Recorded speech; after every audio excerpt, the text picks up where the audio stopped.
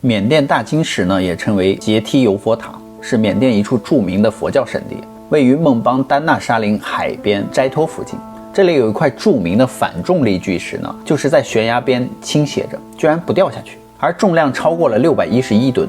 传说它就是靠释迦摩尼的3根头发支撑着，即使是遇到了地震呢，依然稳如泰山。那大金石呢，被称为东南亚的3大奇迹之一啊。石头和悬崖之间的接触面积非常小，处于地震带。那么按照重力法则来说呢，如果是人工建造的呀，最害怕的就是震荡。但是即使有地震，千百年来呢，也一直屹立不倒。这就不禁的让人们好奇它的原理和构造了。那么让我们进入今天的故事啊，反重力巨石。Hello， 大家好，我是宇哥。Hello， 大家好，小唐。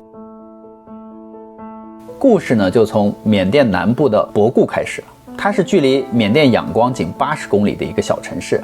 在2018年1月呢，一场6级地震就袭击了博固城。博固城附近的几栋房子都被震塌了，好在没有人员伤亡。然而这次大地震却让博固市的政府感到紧张。他们非常关心的是发生在博固附近，因为这里有最受欢迎的旅游胜地呢，就是博固东部约100公里处的一个大金石景观。当官员们赶到这里，远远他们就看到了一座宝塔，宝塔静静的就躺在一块巨石之上，在阳光的照耀下呢，散发着璀璨的光芒。大金石呢，就是缅甸最著名的佛教圣地之一啊，位于博固附近的杰梯油山上，也是相当吸引游客的网红圣地。因为佛塔下面的这块金光闪闪的大石头呢，实在是太奇特了。大金石高8.15米啊，重611吨，是一块完整的花岗岩，而花岗岩上面有一座7.1米高的佛塔。其实这块大石头原本不是金色的，是后来被朝圣的人们用金箔把它给贴满，才变成金色的。当太阳升起的那一刻啊，那块大石头呢，就连同那个宝塔都散发出璀璨的光芒，于是就被当地称为大金石。那么大金石就坐落在一座1000多米高的山崖上。更可怕的是，当你走进这个大金石的时候，你就会发现啊，它其实是坐在一个倾斜的岩石基座上。离近一看呢，会吓你一跳，因为这块石头和下面的石头的接触距离啊，不到2米。因此呢，如果地面稍微的晃动啊，那么这块巨大的石头就会变得非常危险，它应该就在重力的作用下，连同佛塔一起从山崖上会滚下去。但事实上呢，根本没有发生过这样的事情啊。在2018年的地震呢，让博固的政府很紧张，担心这个旅游胜地会出问题。其实官方的担心也是有原因的，因为缅甸是处于一个地壳断裂的地方，这一段长1200多公里啊，是由北至南穿越过缅甸各大城市，进入了马达班湾的，位于印度洋。而地震带呢，就在大金石附近100多公里处。例如在1930年呢，布根就有一次7级以上的地震，震级为7.3级，方圆100里之内的所有建筑都被摧毁了。而大金石呢，却安然无恙。在佛教徒看来呢，这种诡异的现象并不奇怪，因为他们认为啊，即便是最大的地震，也无法撼动这颗悬浮在半空中的巨石。那是因为那块大石头代表着神迹的象征嘛。关于大金石的来历呢，有几个说法，但是每种说法呢，都和释迦摩尼有关。有一种说法是这块大石头呢，是释迦摩尼的大弟子啊目犍连用神通搬运来的。这个说法出自于当地的僧人自己的讲述。而在虚云和尚的日记里面啊，就有这样的记载。据传说，在大约2000年前呢，一条雌性的娜迦呢，或是一条龙，就生下了一只蛋，就是大金石。一天呢，神灵带来了一个猎人，当他到达娜迦下蛋的地方呢，发现那有一颗龙蛋，据说要孵化出一条天龙来。于是呢，这个猎人就欣然将金蛋拿走。但是在他穿过一条河流时，不慎下起了暴雨呢，河水溢出河岸，他不小心啊，将手中的金蛋就掉了下去。后来在缅甸的土地上呢，人们就在这个山洞前面的一个平地上建了一座庙，庙前就立了一块大石碑。那么这个金蛋呢，就变成了大金石。还有一个故事呢，是在15世纪关于缅甸古代国王的石碑上而找到的。里面就说释迦摩尼呢，在菩提树下开悟后的第8年，就是公元前4世纪呢，他带着弟子来到了直通国。那么这个国家在当时由孟族统治，孟族呢是现在缅甸排行第4的少数民族。直通国呢是缅甸南方的一个孟族王国，它是在9世纪时出现，生存至11世纪中。该国呢基本上是一个以直通为中心的城邦，并直接与印度南部斯里兰卡交易。该国呢也是小乘佛教引入东南亚的起点。有一日，释迦摩尼来到直通国，就遇到了3位隐士，他就向他们赠送了自己的3根头发，一人1根。那么这3位隐士拿到这份轻飘飘的，但是实际沉甸甸的礼物都非常高兴。因为释迦摩尼出家之后一身清苦，不染世缘，所谓的身无长物嘛，所以他没有什么东西可以赠送给他们，于是就把自己的头发作为礼物送给了别人。你别看就是一根头发，那也是极大的礼物，因为身体发肤受之父母。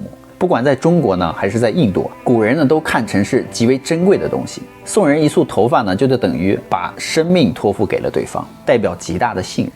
那头发那么重要，那为什么和尚都是秃头，而释迦牟尼和道士都有头发呢？道士与和尚其实都是修行之人，为什么截然相反呢？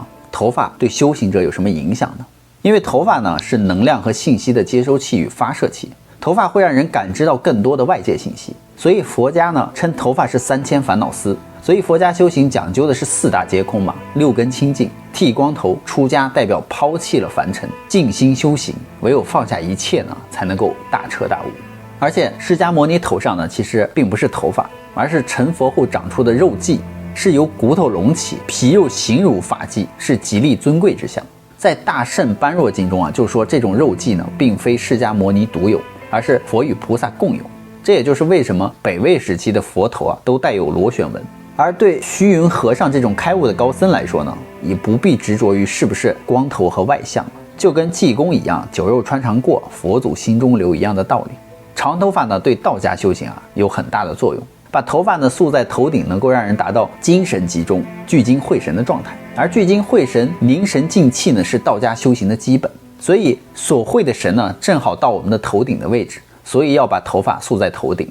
头发连通毛细血管，而精气呢通过毛细血管运行，所以睡觉的时候头发也要束起来，这样能够保持聚精会神，打通任督二脉。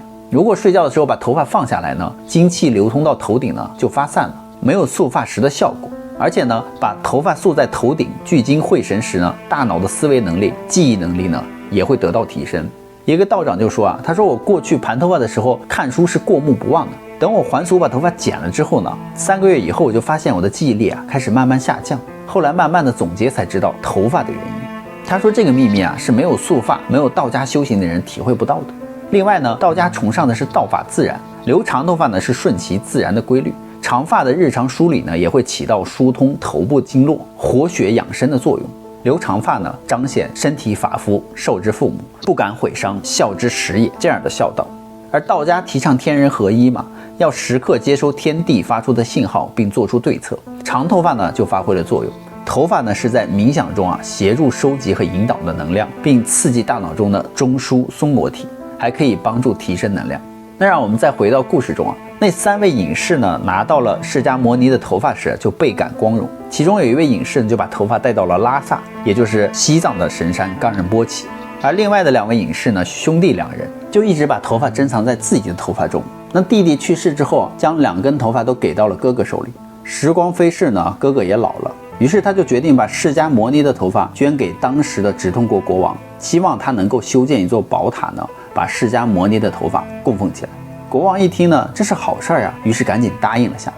但是隐士哥哥就提出了一个奇怪的要求，就是国王你得去寻找一块巨石，而这个巨石上必须安放宝塔，宝塔里呢必须供奉着释迦牟尼的头发。但是这个巨石的形状呢，还得像这个隐士的头颅，也就是说表示哥哥希望在自己去世后呢，会以另一种方式来继续佩戴释迦牟尼的头发。听完这个要求呢，国王就有点震惊，最后呢还是欣然答应了。然而就在全国搜集像头颅形状的这种巨石，很幸运呢，没过多久有人在浅海里就捞到了一块符合他要求的花岗岩。于是国王就欢天喜地的把这个花岗岩运到了结由提的山顶。隐士呢也遵守了诺言，交出了释迦牟尼的头发。于是国王呢就在这个巨石上修建了一座佛塔，把释迦牟尼的头发放了进去，供大家供奉。后来呢，朝拜的信众呢就自发的往这个岩石上贴金箔，慢慢的就贴成了今天的大金石的样子。这种神话故事呢，其实没有什么科学依据可以考究的，只是当地人的传说。但是作为佛教徒呢，对此却深信不疑。这块大金石现在是缅甸第3重要的佛教圣地，每天都有大量的虔诚的信徒来这里朝拜。他们还会登顶到大金石的边上触摸，这叫贴金。但是贴金呢，只允许男性做，不允许女性去触碰这个大金石，因为当地人认为女性会让石头失去神力，石头就会掉下悬崖。所以在朝拜的时候，女性也只会在远处朝拜，靠近这个佛的朝拜区域仅限于男性。想要靠近大金石，需要穿过一段短短的堤道，走过跨越狭小的小桥，那么这片区域就是女性的禁区了。那么我们再用科学的角度来探究一下，大晶石目前以这个姿态悬空在那里，是原本的山体风化还是塌方造成的呢？还是说更久远以前它就是这样的呢？现在找不到任何的记录，也没有迹象显示这块600多吨的大石头是人为放置上去的。而佛教的解释呢，那就是因为释迦牟尼的头发它镇住了巨石。当然这个解释对于现代科学的人来说是不相信的。美国的史密森尼学会呢曾经做过一期关于大晶石的纪录片，跟随摄制组的地质学家和考古学家们在大晶石旁边忙活了很久，想找到大晶石能够立在悬崖上的原理。结果呢他们找不到，最后呢他们只能在节目当中无可奈何地承认这种完全违背了地球重力原理的东西。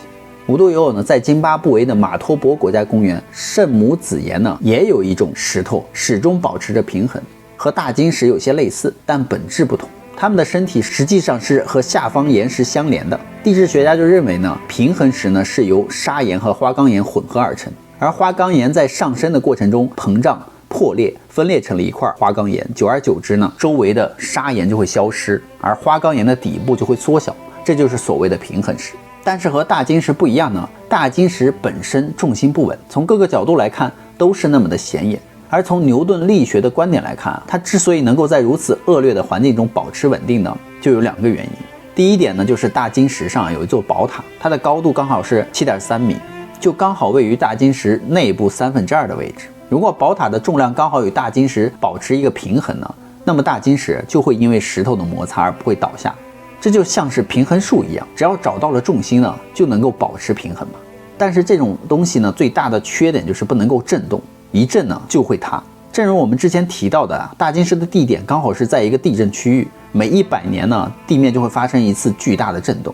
但是大晶石却是纹丝不动，所以想要达到这样的效果，光靠平衡呢，显然是不够的。那第2种可能呢，就是大晶石和底层石部有机关卡扣。那么这个底部也许有一个可以用来卡固石头的凹槽，还有一个类似于钩子的东西。不过从各个角度来看呢，这块石头和底部之间的距离并不大，就算是有呢，也没有办法稳住这块大石头呀。所以正是这种种迹象呢，让史密森协会呢团队认为无法理解，所以他们才会承认大晶石不符合重力的法则。当然了，大晶石的底部是不是某种古代的高科技，还是释迦牟尼的神迹造成的呢？目前科学呢也无法证明，只能交给未来呢去解开这个谜题了。那么好了，故事呢宇哥就讲完了。好了，我们今天的视频就到这。喜欢我们频道的朋友，欢迎在下方留言与我们互动哦。别忘了订阅关注宇哥小唐的频道哦，拜拜。拜拜。